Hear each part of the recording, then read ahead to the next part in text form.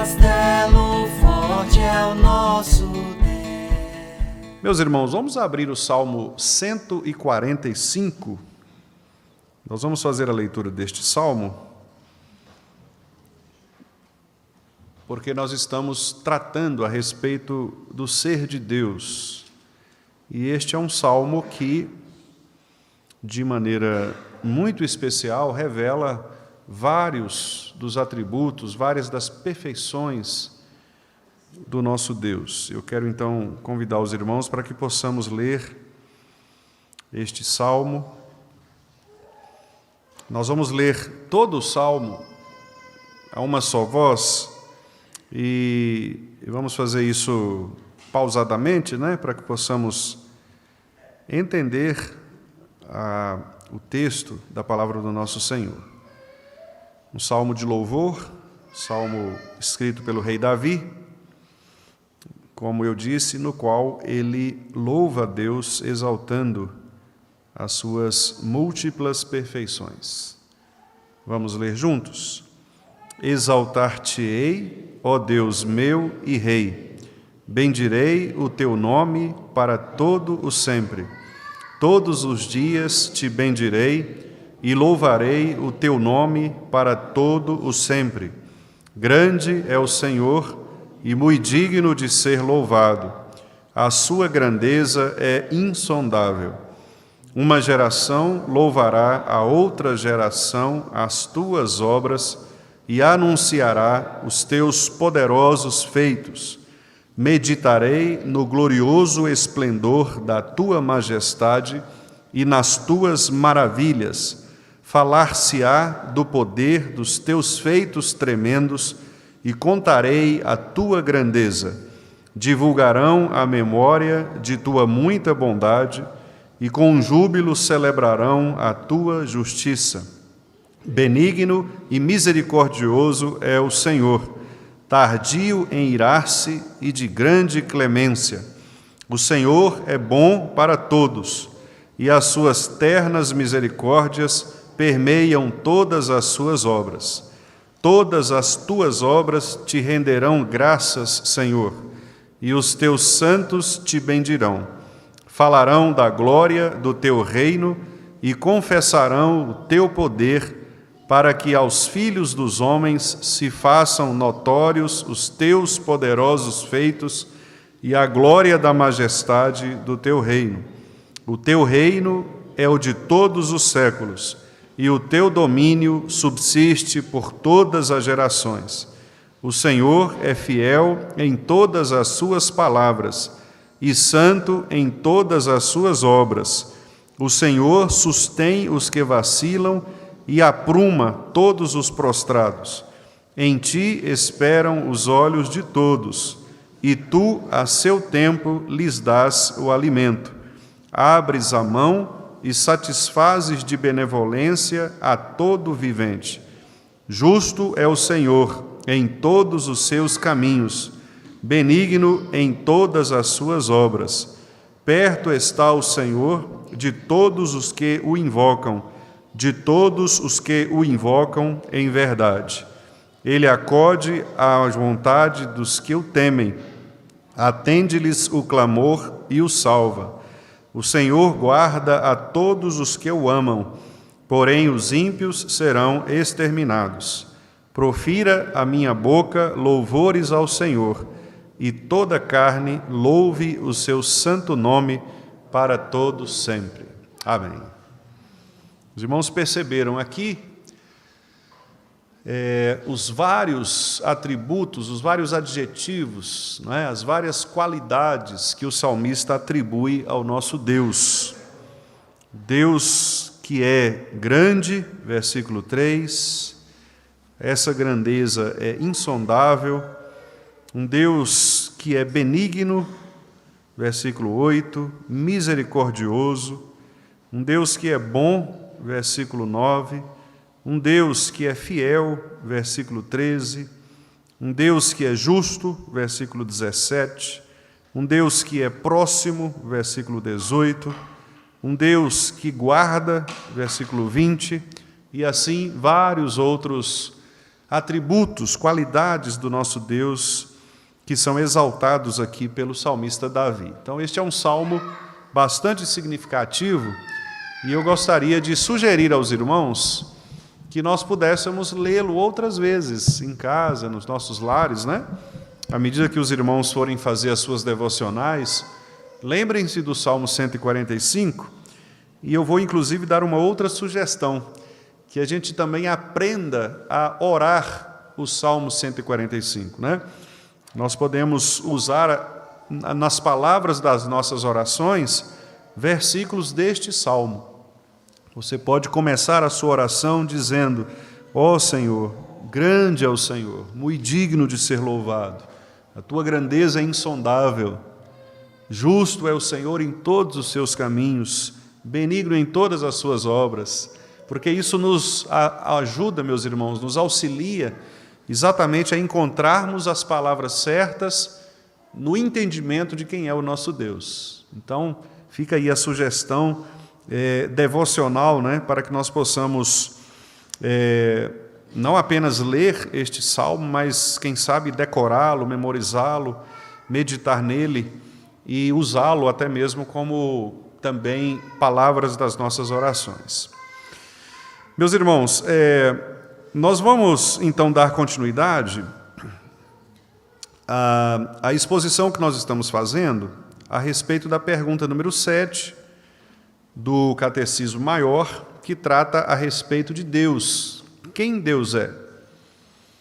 E nós estamos analisando esta resposta e vamos fazer isto com paciência, né? com tempo, não vamos correr na análise dela, porque cada um desses atributos que são aqui mencionados são atributos riquíssimos, né? A respeito do nosso Deus, e cabe-nos, portanto, a paciência de nós aprendermos um pouco mais daquilo que as Escrituras revelam a respeito do nosso Senhor. Nós aprendemos na pergunta número 6 que as Escrituras revelam exatamente quem Deus é, quem são as pessoas da Trindade ou da divindade, quais são os decretos de Deus, como Deus executa esses decretos.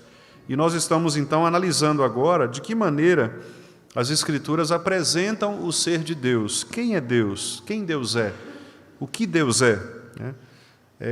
Que é uma maneira de nós encontrarmos na palavra a própria expressão de Deus. Os irmãos devem se lembrar de que eu disse que é impossível que nós conheçamos a Deus por nós mesmos. Aliás, é um tópico aqui que eu vou mencionar agora, né? Há pouco. E que por isso nós precisamos que Deus mesmo, pelo seu Santo Espírito, Ele se revele a nós. E Ele faz isto por meio das Santas Escrituras.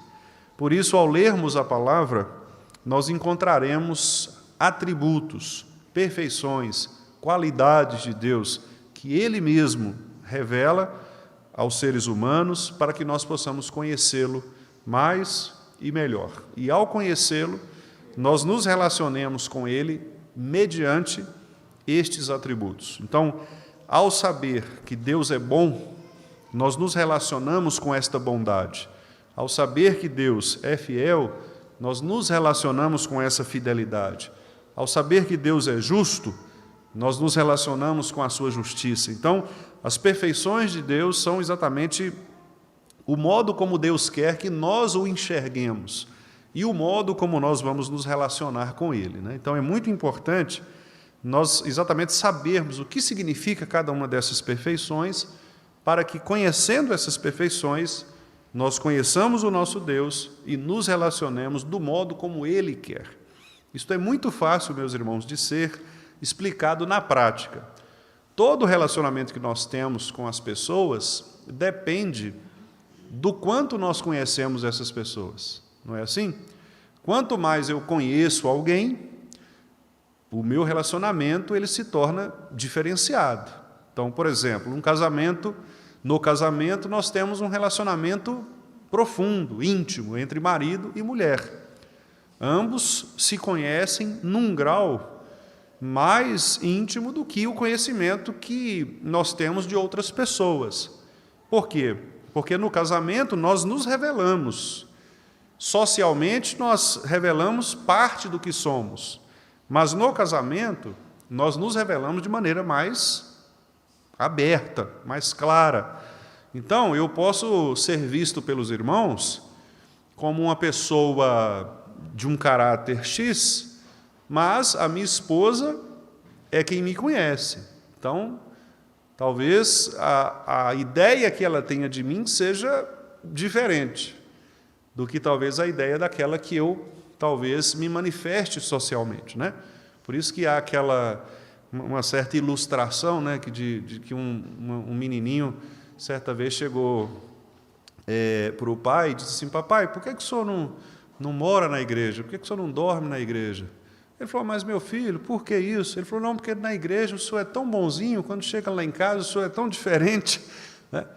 Então, às vezes, socialmente, nós nos comportamos de uma maneira, mas quem nos conhece de verdade, né, que acorda conosco, que passa, vivencia os problemas conosco, etc., nos conhece mais detalhadamente. Então, quanto mais intimidade nós temos, maior o conhecimento e também o nível de relacionamento ele se modifica. Com Deus, meus irmãos, é a mesma coisa. Deus é uma pessoa, não se esqueçam disso, né? Deus é pessoa, Ele se revela como pessoa. Então, por ser um ser pessoal, um Deus que se revelou em Cristo, que é uma pessoa, um ser humano, o relacionamento que nós devemos ter com Ele é exatamente o mesmo relacionamento que nós temos com as pessoas com quem nós convivemos. Ou seja, quanto mais nós conhecemos Deus, maior deve ser o nosso nível de comprometimento no relacionamento. Então, se eu sei que Deus é justiça, se eu sei que Deus é clemência, se eu sei que Deus é longânimo, é verdade, é bondade, etc., eu vou conhecendo mais a respeito dele e, naturalmente, o meu relacionamento com ele vai se tornando cada vez mais profundo, íntimo e, ao mesmo tempo, responsável, né? Porque é claro que quanto mais eu conheço, também de mim será mais exigido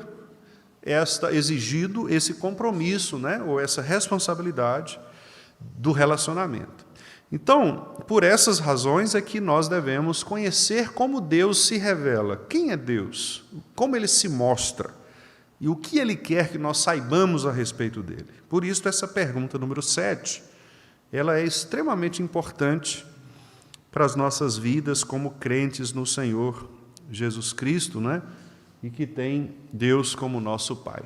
Se puder projetar ali a pergunta para a gente ler a resposta, é possível? Pergunta número 7, quem é Deus? Vamos ler, meus irmãos, a resposta toda? Deus é Espírito, em si e por si infinito em seu ser, glória, bem-aventurança e perfeição, todo suficiente, eterno, imutável, insondável, onipresente, infinito em poder, sabedoria, santidade, justiça, misericórdia e clemência, longânimo, cheio de bondade e verdade. Então, essas são as perfeições de Deus que são mais claramente reveladas nas Escrituras. Todas estas perfeições nós encontramos nas Escrituras, tanto do ponto de vista de louvores que são atribuídos a Deus, como também da própria manifestação de Deus no meio do seu povo. Então, Deus demonstra para com o seu povo clemência, misericórdia, justiça, bondade, não é? Todas essas perfeições que nós estamos vendo aí. Hoje, meus irmãos, nós vamos falar a respeito do segundo tópico ali. Na semana passada nós falamos sobre a espiritualidade de Deus. Deus é espírito. Nós falamos a respeito disto, não é? Hoje nós falaremos sobre a infinitude de Deus, que está expressa ali nesta expressão que é em si e por si infinito em seu ser. Então, eu vou usar o tempo para que nós possamos falar a respeito disto. Mais à frente, na resposta, nós também temos novamente a palavra infinito. E aí ela vai aparecer infinito em poder, sabedoria, santidade, né? A infinitude, ela vai exatamente compor as demais perfeições de Deus, o poder, a sabedoria, até chegarmos à verdade. Então, por essa razão, o tema da infinitude de Deus é um tema muito importante. Eu vou, inclusive, utilizar para esse estudo de hoje um material bastante consistente, que é a teologia escrita pelo nosso irmão Joel Bick, o pastor Joel Bick, em que ele faz uma análise bastante profunda a respeito desses atributos divinos, né? E quando ele fala a respeito da infinitude, ele coloca aqui a infinitude de Deus relativa a 3 aspectos. Primeiro, a infinitude com respeito ao nosso entendimento, ou seja, o fato de que Deus ele é incompreensível ao nosso entendimento. Depois ele vai dizer que a infinitude de Deus também envolve o seu próprio ser, que é até uma palavra muito bonita da nossa teologia, chamada aceidade. Vou falar sobre isso no momento certo, né? E também a suficiência ou a autossuficiência de Deus. Então, são esses 3 aspectos inicialmente. Depois nós vamos falar, acredito que hoje não será possível, né, em razão do tempo, nós ainda continuaremos e nós trataremos da questão da imensidão de Deus e da sua onipresença, o Deus que é imenso, né? Nós usamos e vemos esta expressão também noutros lugares.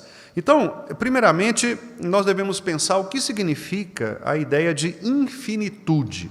Então, a maioria dos teólogos reformados, eles entendem que esta expressão de infinito ou infinitude de Deus se refere, meus irmãos, à grandeza superlativa de Deus. Quer dizer, o que é isso? É o fato de que Deus ele é verdadeiramente imenso e plenamente incomparável do ponto de vista da sua grandeza ou do seu tamanho. Literalmente, a palavra infinitude ou infinito, ela visa significar algo ou estado de um ser, no caso de Deus, que é sem limite, ou seja, ele é ilimitado. A ideia é que nada pode conter em espaço o ser de Deus. Então, Deus ele é totalmente infinito, tanto do ponto de vista da sua profundidade, ou seja, da intensidade, quanto também da sua qualidade. Isso significa dizer que Deus, então, ele está em todos os espaços, em todos os lugares, de maneira que ele preenche todos os lugares, todas as coisas, inclusive a sua própria perfeição. Então, por isso que no catecismo, como eu mencionei, a palavra infinito ela vai aparecer depois para caracterizar também as demais perfeições. Os irmãos percebem ali que a gente tem... Pode avançar um pouquinho, por favor? Dá para avançar mais para frente um pouco? Só para eu mostrar, depois a gente volta nessa tela. Quando aparece ali infinito em poder, sabedoria, santidade, os irmãos vão perceber isso aí. Por quê? Porque a ideia da infinitude ela está presente nas perfeições de Deus. Então Deus ele é infinitamente poderoso, infinitamente sábio, infinitamente santo, ok? É a grandeza de Deus, é o tamanho das perfeições de Deus que são absolutamente inumeráveis. Então é impossível nós calcularmos, numerarmos, limitarmos os atributos de Deus. Deus, portanto, ele é infinito em seu ser e em suas perfeições. Por isso que ele é em si e por si infinito em seu ser. Então esta, meus irmãos, é a ideia de infinitude. Eu quero citar aqui alguns textos, vou pedir aos irmãos para, por favor, abrirem os textos que eu for citando, e a gente vai lendo, os irmãos podem, aqueles que gostam de gravar, né, de anotar, é um bom momento para os irmãos fazerem isso. O primeiro deles é segundo livro das Crônicas, segundo Crônicas, versículo 6, ou melhor dizendo, capítulo 6, versículo 18. Segundo Crônicas 6, 18.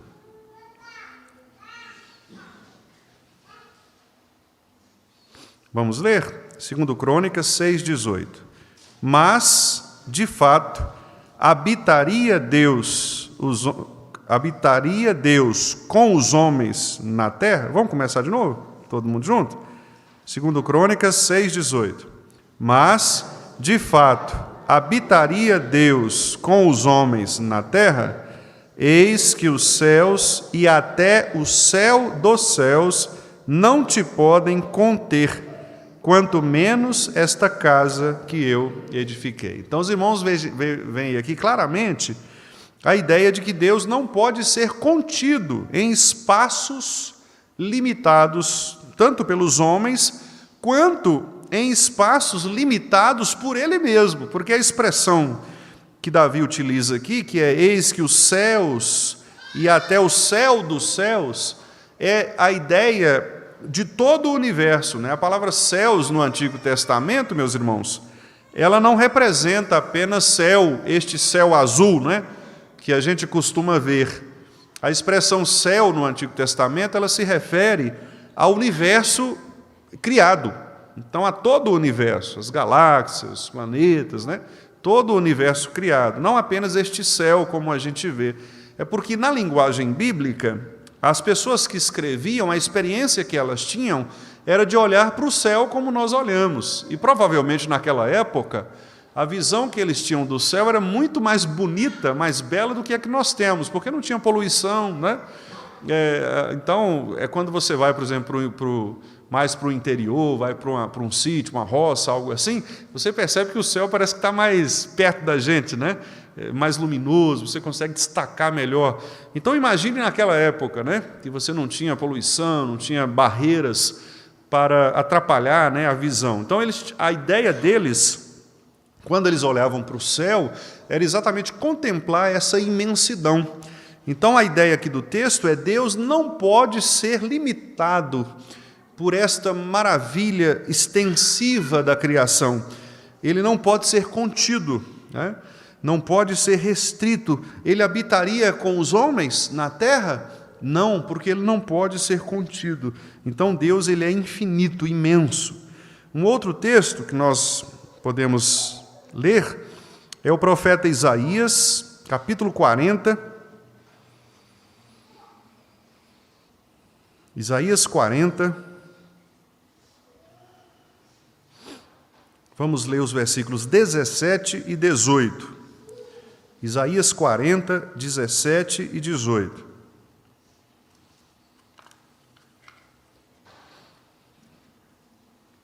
Vamos lá? Todas as nações são perante ele como coisa que não é nada. Ele as considera menos do que nada, como um vácuo. Com quem comparareis a Deus? Ou que coisa semelhante confrontareis com ele? Então, aqui também é um exemplo, né? O profeta aponta aqui para o fato de que qualquer tentativa de comparação com esta grandiosidade de Deus é uma tentativa inútil.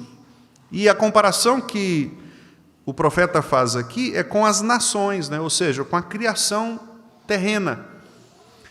Deus considera este mundo, que para nós é um mundo imenso, como nada. E ele usa a expressão aqui, vácuo, né, que representa vazio. Então é como se Deus ignorasse completamente aquilo que para nós já é imenso. Então, quem não se deslumbra, né, diante, por exemplo, da imensidão do mar, né? ou mesmo você está numa montanha e você vê uma grande cidade iluminada, todos nós ficamos extasiados, né, diante de uma grandeza como essa. E observe que os nossos olhares são extremamente limitados, né? A gente vê pouco do que é imenso. Deus olha para toda a criação, olha para o planeta Terra e considera esse planeta como vazio, como nada, né? Ou seja, ele é extremamente grande, né? Perfeitamente grande, infinitamente grande. Por isso, qualquer tentativa de comparação é inútil. E ele usa aqui a expressão menos do que nada, porque para a visão de Deus, tudo aquilo que é mensurável, né, que a gente pode medir, limitar, isso para Deus é absolutamente pequeno, né? Ínfimo, completamente limitado e que passa despercebido, inclusive, pela grandeza da sua extensão. Então, meus irmãos, esta é a ideia de infinitude. Deus é infinitamente grande. A sua perfeição, portanto, é ilimitada. Deus, ele tem todas as suas perfeições plenamente infinitas. Ou seja, a bondade de Deus, ela é infinita, ela não pode ser contida.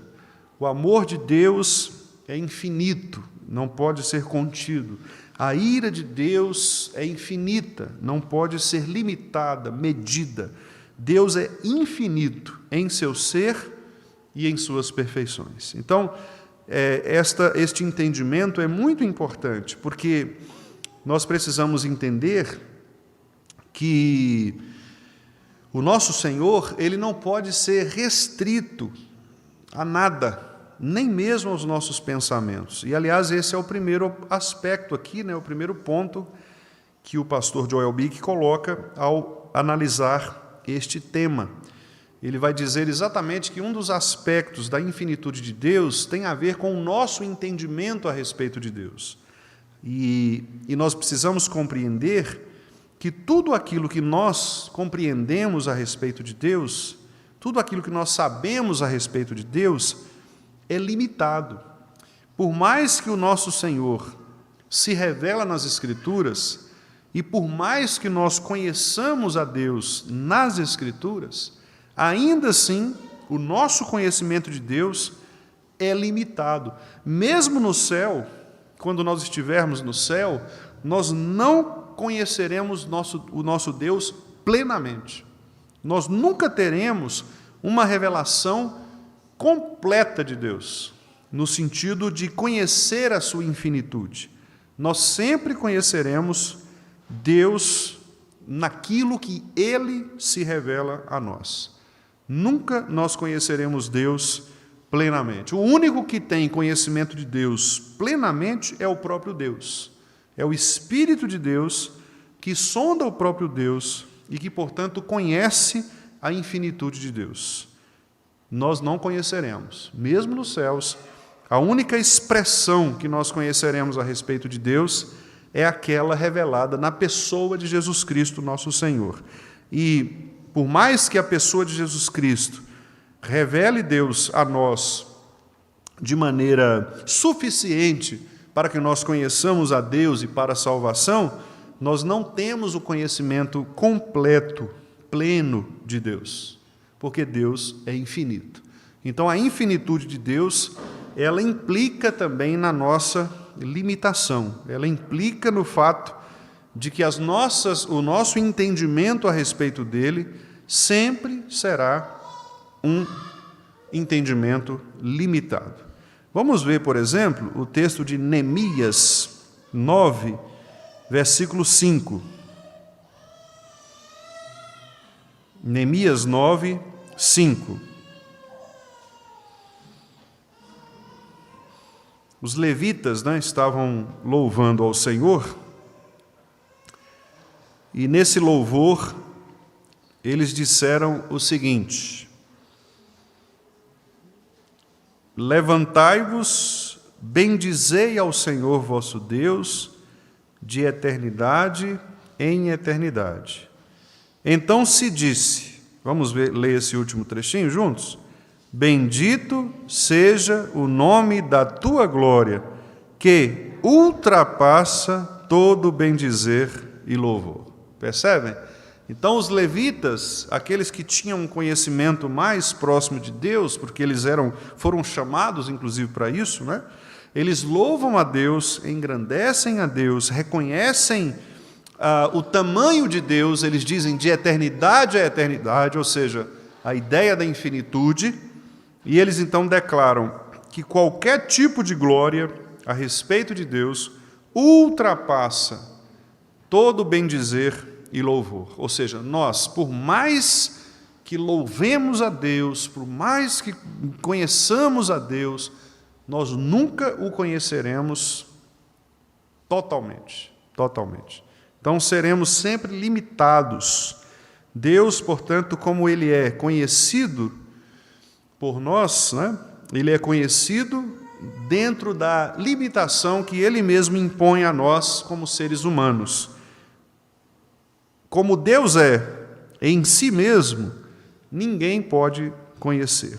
Somente Deus possui autoconhecimento, somente Deus tem todo o conhecimento a respeito do seu próprio ser. Outro texto, meus irmãos, livro de Jó, capítulo 11, versículos 7 a 9.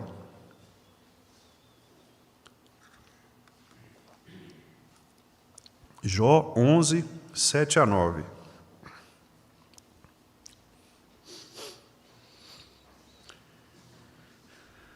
Jó 11, 7 a 9.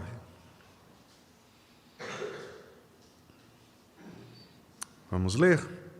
Porventura, desvendarás os arcanos de Deus, ou penetrarás até a perfeição do Todo-Poderoso? Como as alturas dos céus é a sua sabedoria. Que poderás fazer? Mais profunda é ela do que o abismo. Que poderás saber? A sua medida é mais longa do que a terra e mais larga do que o mar. Bonito esse texto, né? Bastante poético, aliás, Jó é uma literatura poética, né?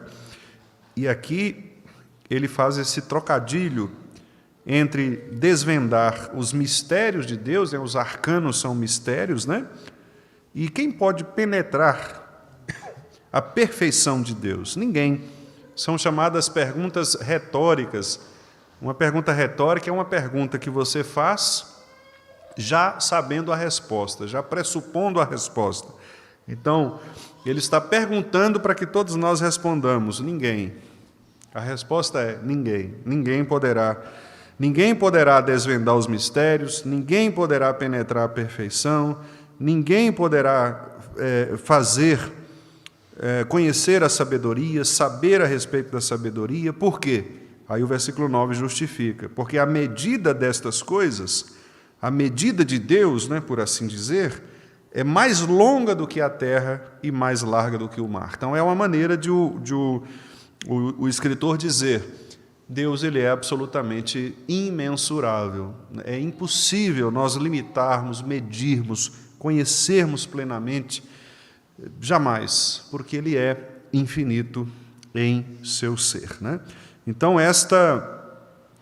este é um aspecto muito importante, irmãos. Portanto, nós devemos ter bastante cuidado, né, quando nós falarmos a respeito do conhecimento de Deus. E por mais que nós sejamos estudiosos a respeito do nosso Senhor, como dizia Calvino, né, nós devemos fazer isto com extrema humildade, porque nós só podemos, de fato, conhecer a respeito de Deus até onde a sua palavra nos informa. Por isso nós somos proibidos pelo próprio Deus de ficarmos especulando a respeito de coisas que Ele não diz na sua palavra. Nós não precisamos ir além daquilo que Deus se revela, né? Ou revela dele a respeito dele na sua palavra. Temos que ser humildes para ouvirmos o que Deus fala de si.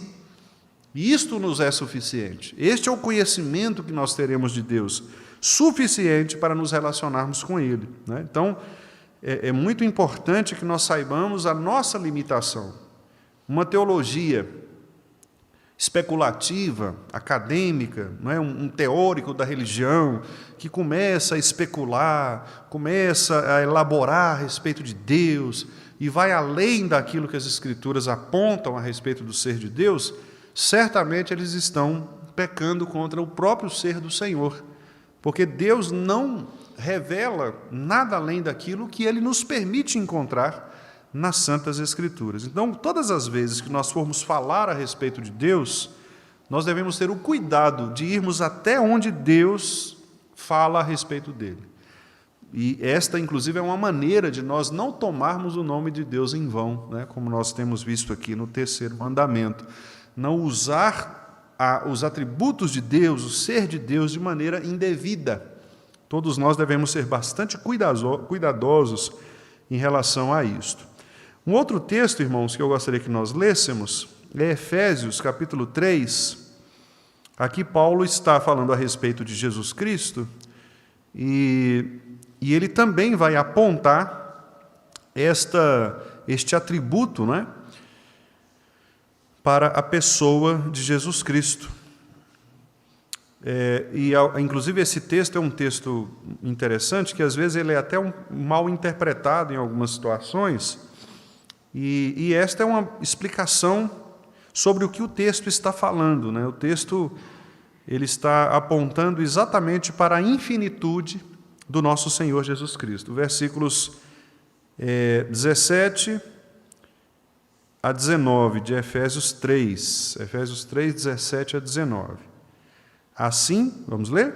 Habite Cristo no vosso coração, pela fé, estando vós arraigados e alicerçados em amor, a fim de poderdes compreender com todos os santos qual é a largura e o comprimento e a altura e a profundidade, e conhecer o amor de Cristo, que excede todo o entendimento, para que sejais tomados de toda a plenitude de Deus. Então, quando Paulo usa aqui estas medidas, largura, comprimento, altura e profundidade, o que Paulo quer dizer aqui não é que o amor de Deus ele tem limites, muito pelo contrário.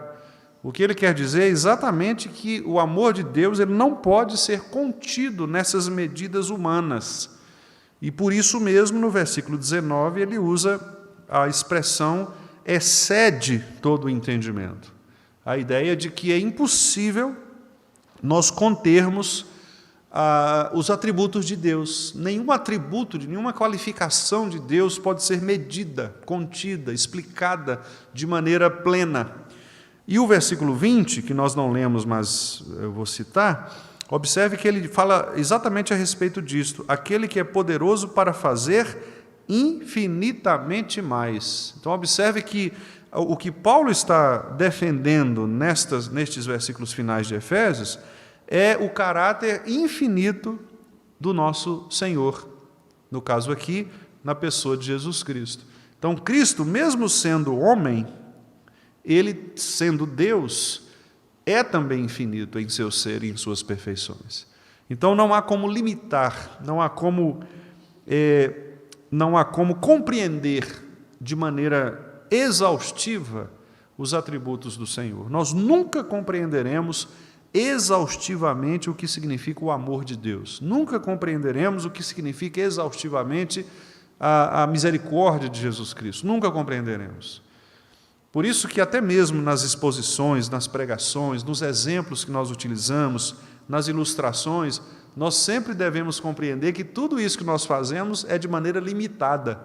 Porque por melhor que seja a ilustração, por melhor que seja o exemplo, por maior que seja a nossa compreensão, ela sempre estará aquém daquilo que Deus de fato é. Nós nunca teremos um exemplo perfeito do amor de Jesus Cristo, a não ser Ele próprio. A não ser Ele próprio. Então, por isso que quanto mais nós conhecemos a Deus na pessoa de Jesus, mais nós somos capazes de entender a respeito dos seus atributos, das suas qualificações. Mas esse é o primeiro ponto, então, meus irmãos. Devemos ser humildes e sabermos que Deus ele é incompreensível.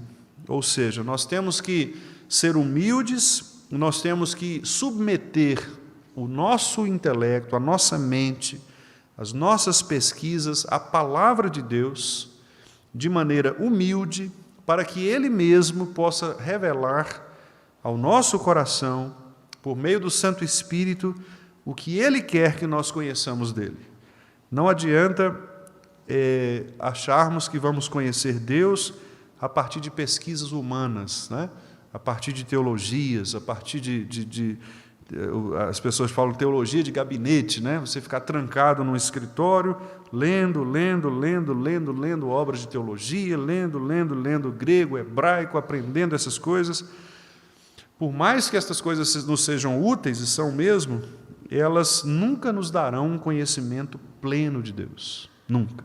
Porque Deus é infinito em seu ser e em suas perfeições. Ele é maior do que tudo aquilo que nós podemos imaginar. Se você colocar na sua cabeça a ideia de grandeza, daquilo que você entende como sendo o que é maior, ainda assim, Deus considera tudo isto como um vácuo. Deus considera tudo isso que nós pensamos como nada, porque Ele é infinito em seu ser e em suas perfeições. Tem algumas citações aqui que o pastor Joel Bick faz. Por exemplo, ele cita o puritano Thomas Watson, e o Watson diz assim: aprenda a admirar o que você não pode sondar, pois não podemos penetrar as perfeições infinitas de Deus. Como um homem no cume da mais alta montanha não pode pegar uma estrela com sua mão.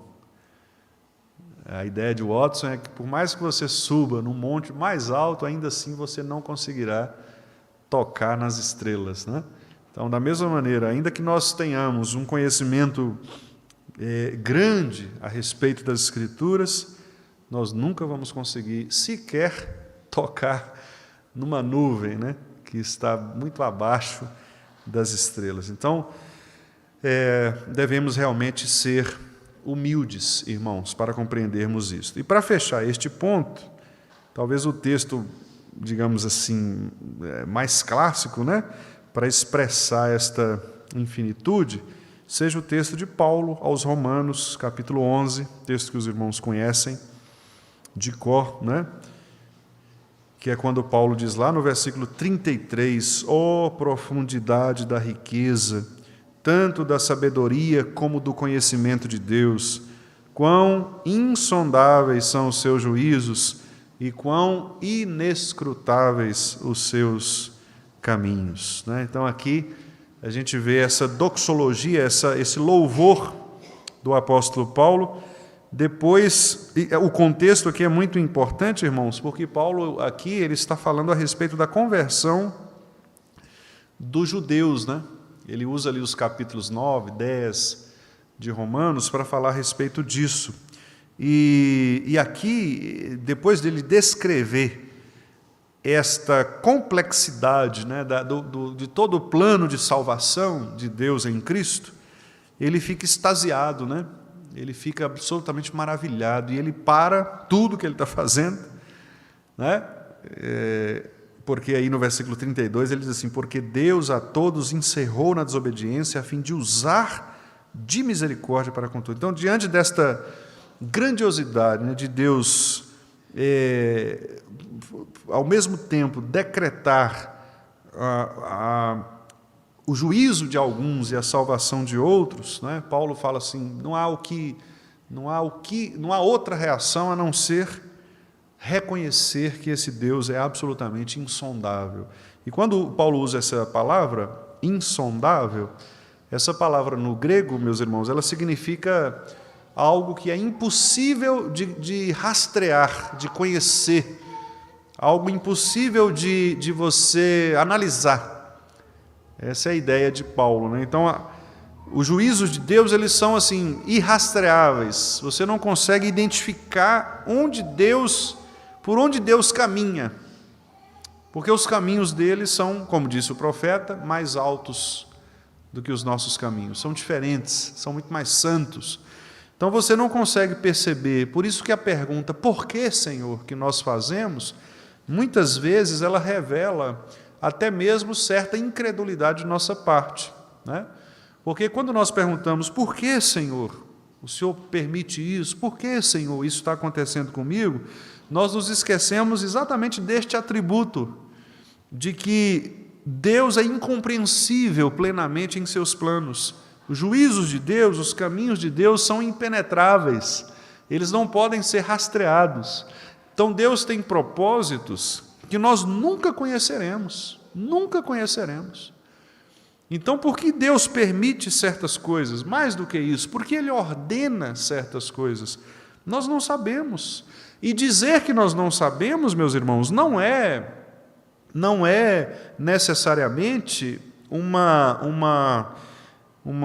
assumir uma ignorância proposital, mas é muitas vezes reconhecer nossa limitação, é ser humilde.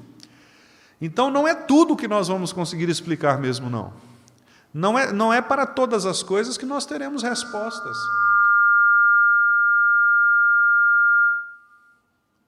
Deus poderá dizer,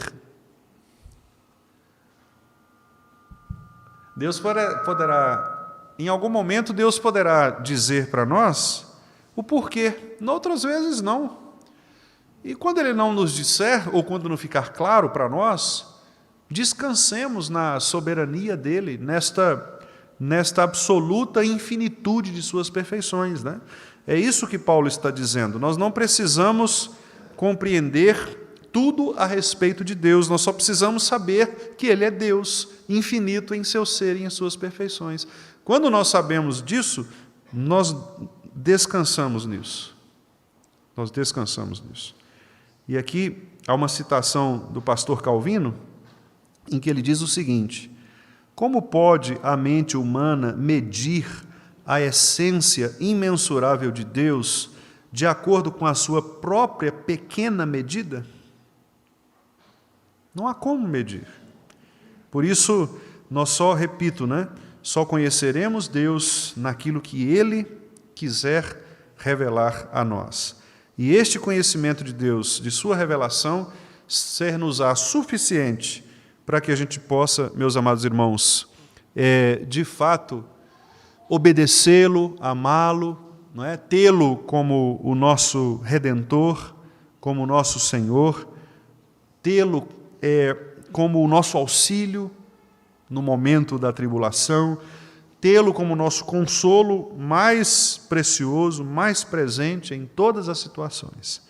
E eu vou encerrar por aqui, porque eu não vou conseguir falar dos outros pontos, então, para não avançar e termos de parar, eu vou parar por aqui. E eu vou citar aqui o trecho da Confissão de Fé, que diz assim: Deus tem toda a vida, glória, bondade, bênção em e de si mesmo. Ele é todo suficiente em si e para si. Não tem necessidade de quaisquer criaturas que trouxe à existência, nem derivando qualquer glória delas, mas somente manifestando sua própria glória em, por, para e sobre elas. Ele é a única fonte de todos os seres, de quem, por meio de quem e para quem são todas as coisas. Texto belíssimo, não é? Que mostra que o nosso Deus, ele é de fato absolutamente suficiente em si. E é esse o ponto que nós, com a graça de Deus, veremos nos próximos estudos. Esta autossuficiência de Deus. Deus, ele é infinito com respeito ao seu próprio ser. Ele não depende de nada da sua criação. Ele não tem necessidade de nós. Não tem necessidade de nada. E, meus irmãos, isso é tão impactante, não é verdade? Porque quantas vezes nós, por soberba, pensamos que somos importantes para Deus? Quantas vezes nós queremos cultuar a nós mesmos, aos nossos gostos, aos nossos interesses, não é? Quantas vezes o motivo do culto é o ser humano?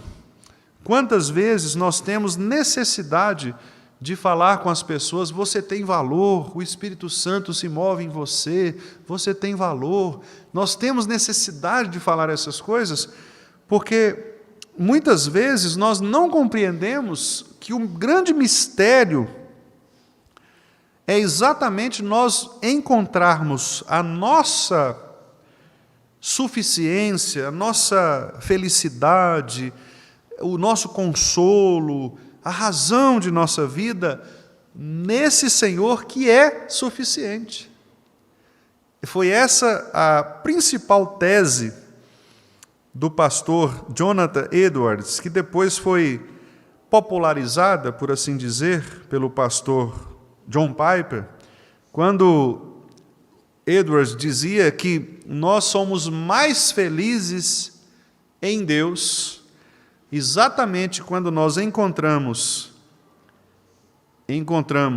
nesse Deus essa razão da felicidade. Ou seja, quando o catecismo diz que o fim principal do homem é glorificar a Deus e gozá-lo, ou experimentar dele, usufruir dele, é essa a ideia. Nós somos mais felizes quando nós entendemos quem Deus é. E o fato de Deus ser quem Ele é impacta a minha vida. Não apenas do ponto de vista racional, ou seja, do conhecimento que eu terei de Deus, mas da maneira como esse atributo de Deus afeta a minha vida. Ou seja, se eu sei que Deus é infinitamente misericórdia, eu encontro nele perdão para qualquer que seja o meu pecado.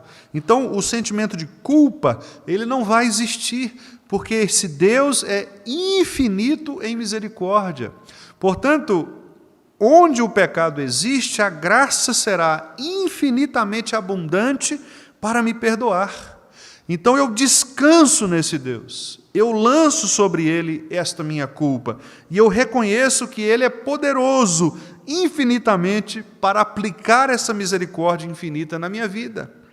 Do mesmo modo, se eu entendo que esse Deus ele é infinitamente justo e Ele punirá todos aqueles que forem desobedientes a Ele, eu viverei uma vida de obediência plena a esse Deus, não de maneira